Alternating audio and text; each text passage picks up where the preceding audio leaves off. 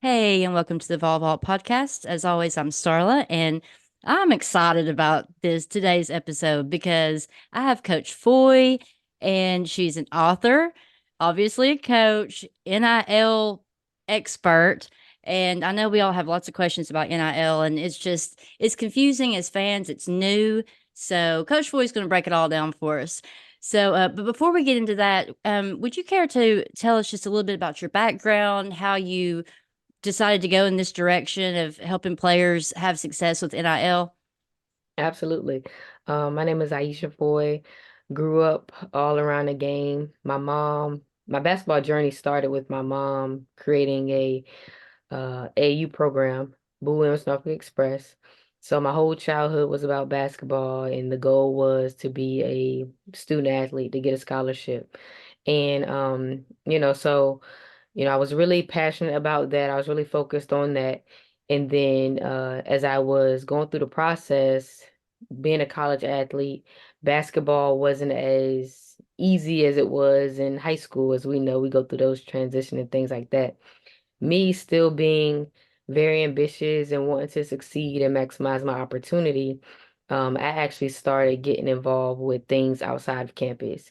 And I started doing the same things that student athletes call NIL activities today. I was doing that as a student athlete before it was, NIL. So raising money for charity, spent my entire sophomore season raising money for charity. Um, Getting involved on campus, doing marketing campaigns for local merch lines and things like that. So I was doing all of those things, trying to build my resume, just trying to maximize my opportunity as a student athlete because, I knew that I wanted to follow my purpose and then I also wanted to make sure I maximize the opportunity. So with those experiences, it helped me secure a graduate assistant coach position. And those things are very hard to come by. And, my whole philosophy during that, during that process was, just learning coaching. But a unique skill set that I brought to the table was social media, recruiting, that type of thing, helping raise the visibility of the program. And in that experience, that landed me an opportunity to be director of recruiting at the University of Kentucky. I know you guys are best friends with with the Wildcats. So I spent 5 seasons as director of recruiting there. And my goal there was to amplify recruiting and to help Kentucky get on the map with the women's basketball program just as big as the men's program. Because I felt that with the same type of brand, all they needed was to fall in love with the players, right? So with those, all of those experiences are what NIL is about, right? Showcasing student athlete experiences, making the public fall in love with them, and things like that. So I just kind of translated recruiting to NIL and also with my experiences with writing a book and the student athlete experience that I had, it tied right into NIL. So it's nothing that I encourage an athlete to do that I haven't done. And that's what makes me unique and really qualified to help athletes with NIL because it's all about what I did and as a recruiter and also as a student athlete. And so now you coach for Boo Williams now, right? As well as all your other stuff. Yes, yes, I do. Yeah. Okay. Um, so at the end, we'll get into anybody listening. Coach Foy has all kinds of really, really great content for players, for parents, probably for coaches. Would you say some of it would be for coaches as well? But we'll get into that at Absolutely. the end. But first, so like I said, some of these questions may seem obvious to you, but for the fans, we're all like, how does this stuff work? So let's start out probably the most basic question. So, as far as payments, if somebody has an NIL deal, do they get monthly payments? Do they get money up front? Is it like a 3 or 4 year contract, or how does that usually work? So every collective contract is different. So I can't speak for universally how it works, but I know of some instances where you are paid out monthly. And that's collective, right? And then if you're doing a deal with a brand or say like you have a deal with a restaurant, it could be we're going to pay you $1,000 to do 3 posts, and that could be within 3 installments, or it can be within 5 installments. It really just depends on the deal. Every agreement is different. So sometimes they're upfront, but majority of the time it's paid through, a period of time or in installments. Okay, so I know this you kind of just answered it because it's all different, but typically is it do they have to renegotiate every year or every so often? And I wonder if it's to this point or if it will get to the point where players are kind of going to start to enter the portal in order to renegotiate their contracts. Yeah, athletes are already doing this. Athletes are already entering a portal to see what their current school may offer them, or they'll offer them even more. And and it depends. So there are two different types of NIL. So you have collective NIL, and then you have brand deals NIL. So if I'm doing a deal with the company, is not more than likely it's a either a 1 month type thing or up to 6 months, right? And then if you're doing it with the brand wants the return on investment as far as marketing goes. So a brand may want to negotiate more because you brought a lot of visibility to their restaurant, right? And they see you as being a very valuable marketing tool, right? If it's a situation with the collective, and this is legally, it's not like this, not supposed to be like this, but they can see how much value you brought to the team. And they may say, okay, well, this contract is going to be done once, whatever we first agreed on, or if we really want you to come back, or um, if we really want you to continue to consider our school when it comes to a collective, we really want you to consider coming to our school or coming to our school again the next year. They may offer more money or offer the same amount. It truly just depends on what the agreement is. Um, it's really all different. Yeah. So do you think, and just in general, do you think most of a player's NIL deals or money or however you want to say it would come from the collective, or does it mostly come from like brand advertising, or is it just different everywhere? Yeah, it is, but majority of it is different. I know that's a conversation. I mean, that's an answer that you're gonna get a lot of this conversation when it comes to NIL, because this is the thing. NIL is an individual sport, right? So, and every negotiation is could be a different number, right? So it's about the negotiation, what the that student athlete offers to the community, also on in whatever sport they play. Um, Majority of them are brand deals. Majority of the money is collective money, but majority of the actual one-off deals um are brand deals. And if people want to know more about that, they can go to Open Doors. Open Doors is a great resource. They have all the data because that is a tool that schools use to source the deals or to put the deals through. So they have a lot of data, Mhm. and they normally come out with reports, and they'll say, 75% of NIL money was through brand deals this year. So that's a really good resource to get actual data. But even then, everything may not be reported through then. But I would say a lot of them, if you're talking about just football, men's basketball, women's basketball, majority of that money is collective dollars. If you're talking about every sport other than those three sports, then it's mainly brand deals.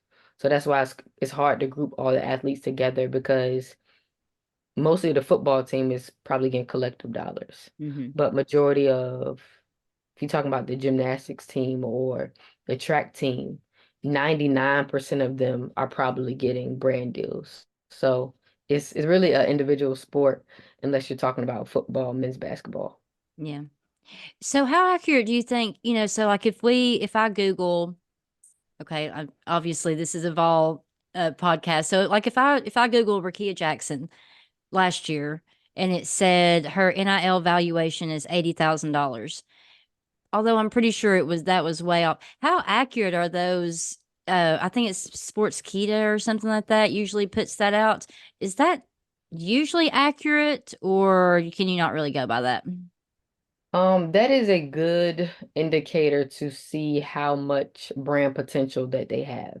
Mhm. And those valuations, those are not with collective money. That's not collective Oh, dollars. That's okay. brand value. That is personal brand value.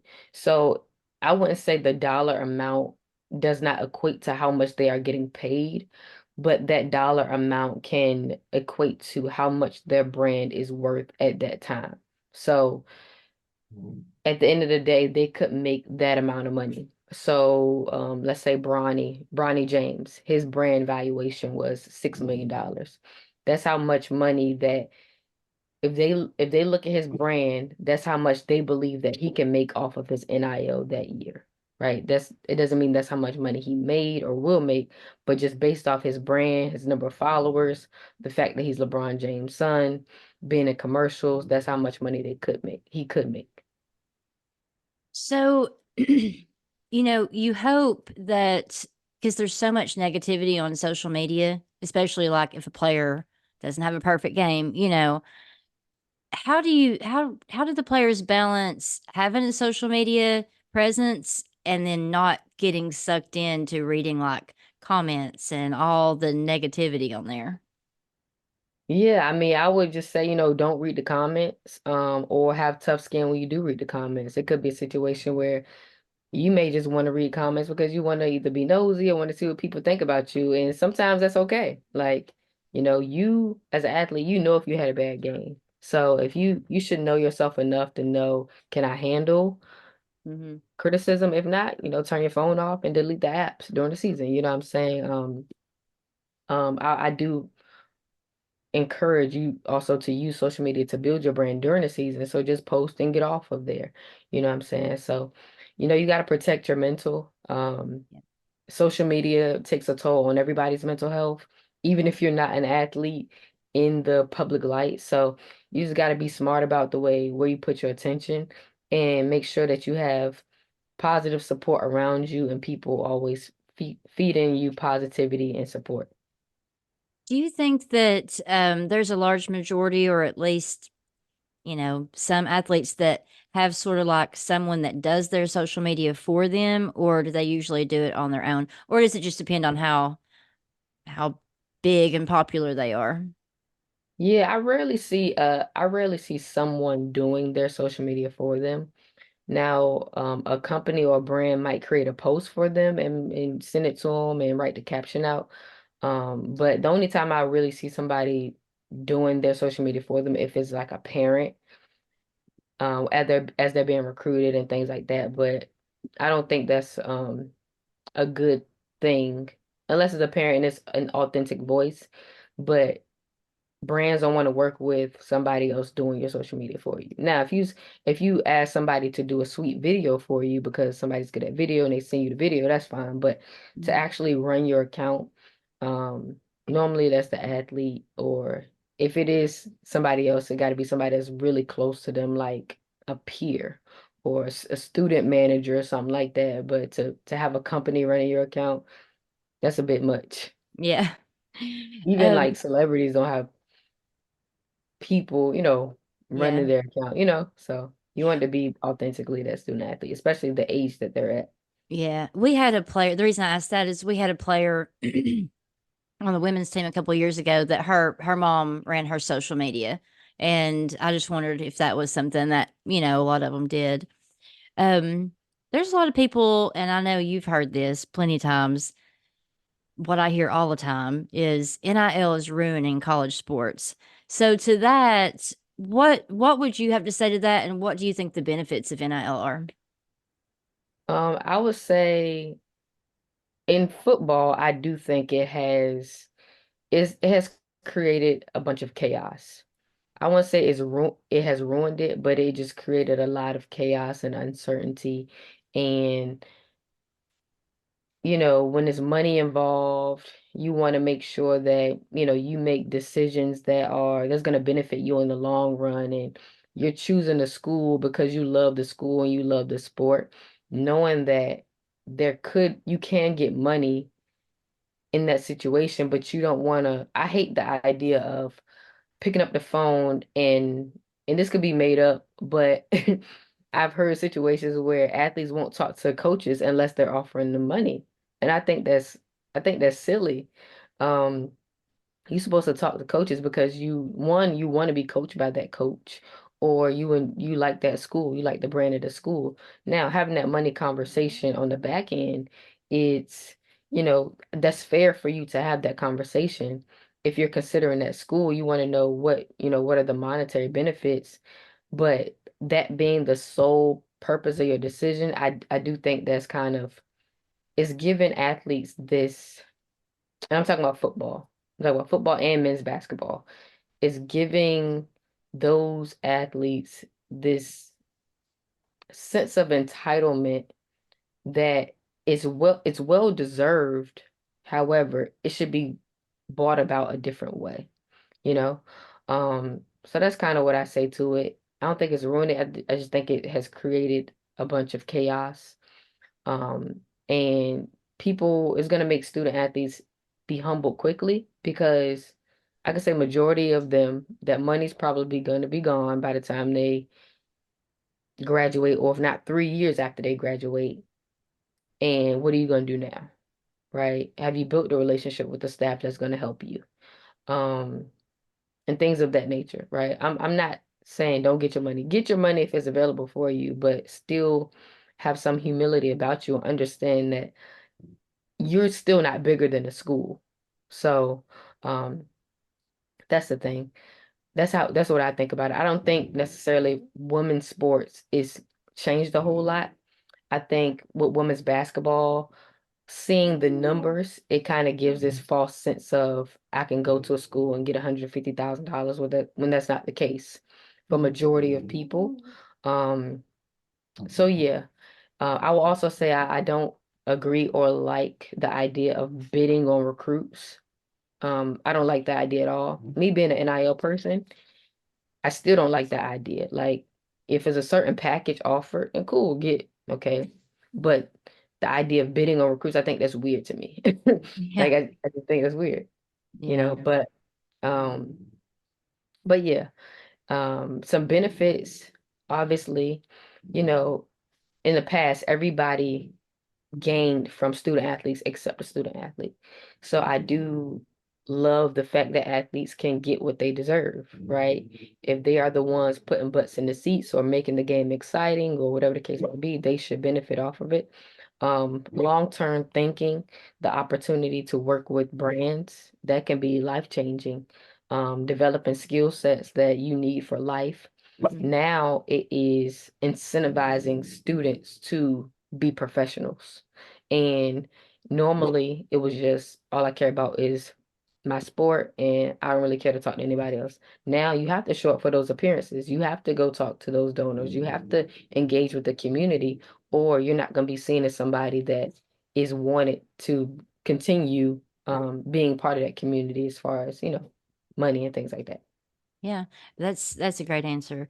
Um, I wonder, on most rosters, and I'm talking about, the bigger programs, obviously, you'll have a star or two that's you hear about all this money they're getting, and then you don't really hear about, you wonder how much money that. So what do coaches do to like offset to where there's not jealousy in the locker room? Like, is there any guideline to do that, or do you just have to, how do you deal with that?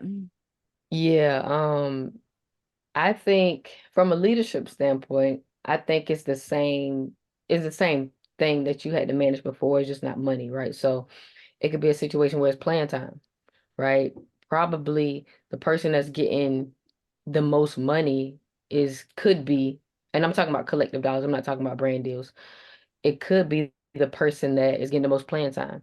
So the same jealousy that was going to come or they was going to feel about playing time is going to be the same jealousy they feel about money. So it really doesn't change a whole lot, right? It's still the same type of differences and feeling the type of way. And it could be somebody is prettier or somebody has then got the boy that another athlete wanted. You know what I'm saying? Like Yeah. those things always exist. Um, I think it's just more work for the leader to build a good culture. Um, And it could be flipped, right? Sometimes on some teams, it could be the worst player that has the most following, and that the worst player could be getting the most brand deals because they have the best following, or they're having the most fun, or they got the most free time to go do NIL stuff, or they could be the smartest person on the team, right? I hate to say this, but the worst player might could be the smartest player on the team, right? So they may understand how to navigate NIL for themselves, and they may be able to go out and get brand deals and talk to companies and negotiate for themselves. So that can mean that they're actually getting more deals than the best player or an average player.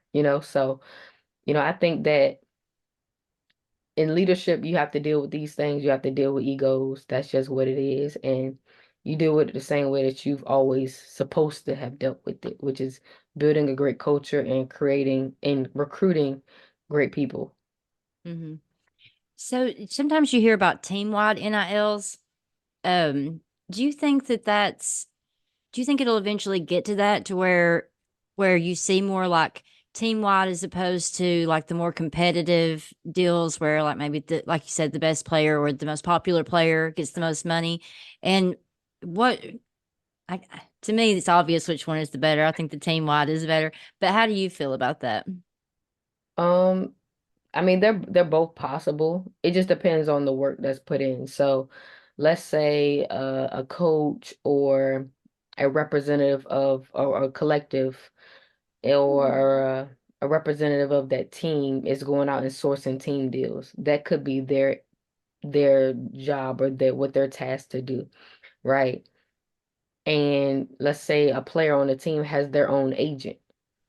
Just because you're getting team deals, that's not going to stop that agent to that's not going to stop that agent from getting more deals for that individual. So it's just two different things to go after. I think companies could get smarter and say, okay, let me go sponsor this team because now you have 15 brand ambassadors.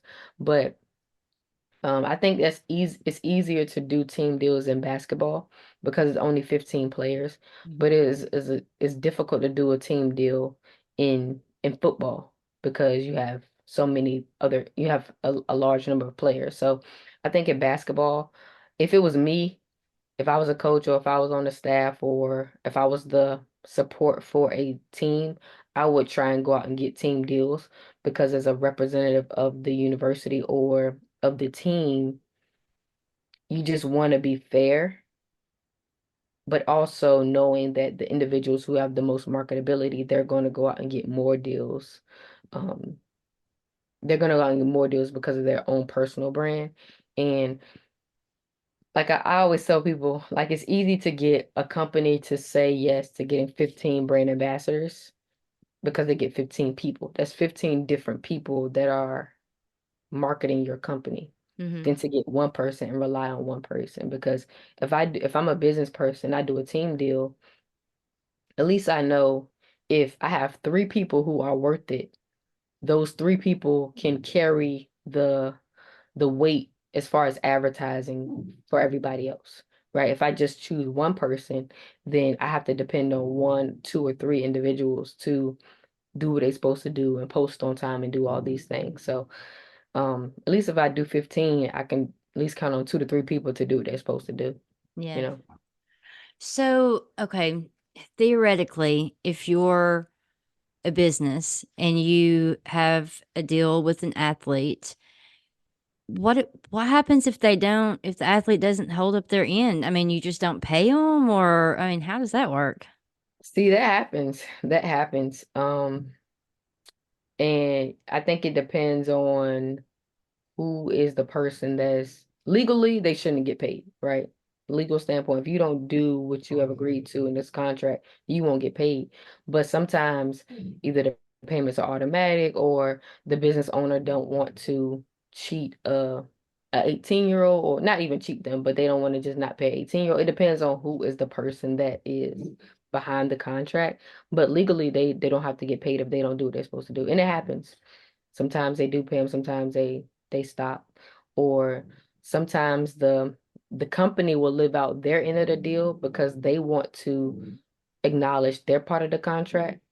but then they won't ever do deals with that team again, or they won't ever do deals with that individual again, or that agent. So sometimes it's up to the agent to make sure the athlete does what they're supposed to do so that that company will trust that agent, you know?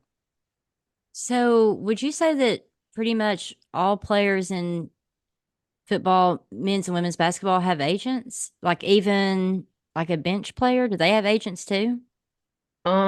Sorry, my dog is It's okay. very sport right now. So no, not every athlete has an agent. It's really individual preferences. I would guess about 30% of athletes have agents. 30 to 40% of athletes have agents. And it doesn't have to be the best player. I know in basketball, in men's basketball, the the athletes who are NBA prospects or have a high chance of going to the NBA, they have agents. Um, sometimes parents are agents, are their athletes agents, but no, it's really just personal preference who have agents, who don't. So, this is going to be a question. There's no way that you can answer it because I don't think it's possible. But where does this stop? Like, how big can it get? You know what I'm saying? Like, you're already like at Tennessee, for example, on the women's side, from everything I've heard, we've just like doubled our amount of NIL available. But I mean, it has to have a ceiling, right? Or does it? I think so that's a great question. That's a great question. I don't necessarily know the answer, but I do have some good insight to kind of think about. So, I mean, I think it stops when donors get tired, right? A donor may say, I don't want to contribute to NIL because I want the athlete to just want to play for Tennessee, right? But then that's going to be the donors are individuals. So the community can continue to say, if we don't have NIL, we can't be competitive in recruiting, right? So that's going to encourage people to continue to want to put into it. Um, but I think it's when, let's say the NIL money, the collective money is ran by a collective, right? The collective has to continue to be innovative to keep donors or contributors interested. Because if you're putting out $50 a month or $1,000 a year or however much money someone decides to put in the NIL collective, if they don't feel like it's worth that, then they're going to stop, right? So, collectives just have to keep being innovative. And I see some cool things that collectives are doing, like meet and greets and things like that. Um, so I don't think it is gonna stop unless the donors just get bored or they don't feel like they're getting a return on their investment.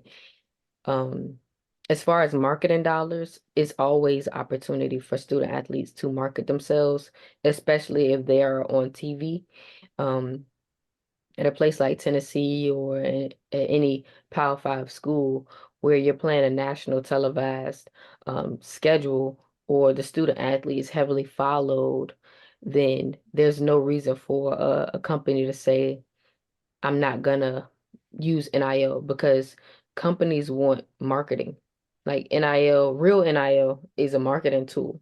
So if you have athletes that are playing on national television or they have hundreds of thousands of followers, it's always a company that want to do business with that individual. Okay. Well, I think as far as the like fan side of my questions, I think that's covered everything. I hope I covered everything. And so for anybody listening at home, you have like a webinar, I guess you would call it. Is that what you call it? A webinar? Yeah, I do webinars, workshops, different things each month. I go live on Instagram, all types of things, just encouraging student athletes to build a brand. So when it's their time, they won't get to the point where everybody's tired of NIL. So Yeah. they can continue to have value to add to the community and know how to keep people interested in them and then in their story. So they can benefit off of it as well. Um, I do have a membership for student athletes. If you want to learn more about that, you can go to majornilsuccesspass.com. I have a boot camp that will be happening in um, August, and I'm going to bring together all of the top leaders in NIL to pour into student athletes and parents and also coaches. And then I do have a smaller tier membership if somebody just want to learn more about NIL, $7 a month membership just to stay engaged and to just learn more about, me and also to support me, $7 a month. And you can learn more about that at majornilsuccesspass.com. Okay. All right. So everybody may have to rewind and listen to that again because I'm not, I was joking around with Coach Brooks earlier and I said, I wish I was, smart enough to put like the little graphics on the bottom so I could put like a link to her page and stuff. But so, anyways, if you're listening at home, just rewind that part and write it down. So, I make it um, easy. Majornilsuccess.com. there you go. Majornilsuccess.com. There you go. Well, Coach, this has been so awesome. Thank you so much for giving me some time because I mean, I think we've answered a lot of questions. So I really appreciate you. Absolutely. And if, ever want to chat again, I would love to come on and talk with you guys or answer any more questions. Absolutely. So I have one last question. Would you say go Vols? See, Just one time, just one time. all right, I'm a task the fans with something, right? I would have no problem saying go balls if one of my players from home, Nyla Brooks, was still committed to you guys. I'm go Oh, balls all day because I'm a supporter of Nyla, right? yeah. So if y'all fans do what y'all gotta do to get her back, Yeah. go balls. Hey, we love Nala so much. I hope she comes here. I totally understand.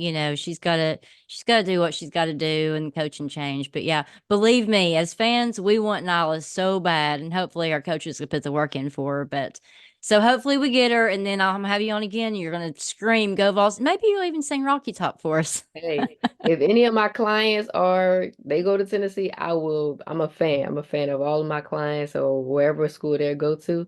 Hmm. I'm a fan of them. So if any of my clients come to Tennessee, we family. But All right. love you guys regardless. Well, we appreciate you so much, and we'll talk again soon. Thank you again so much for this time. Absolutely. All See you. right. Thank you.